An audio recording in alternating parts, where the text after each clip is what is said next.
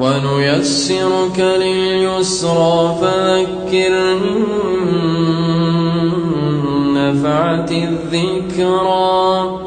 سيذكر من يخشى ويتجنبها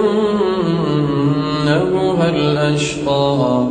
الذي يصلى النار الكبرى ثم لا يموت فيها ولا يحيا قد أفلح من تزكى وذكر اسم ربه فصلى بل تؤثرون الحياة الدنيا والآخرة خير وأبقى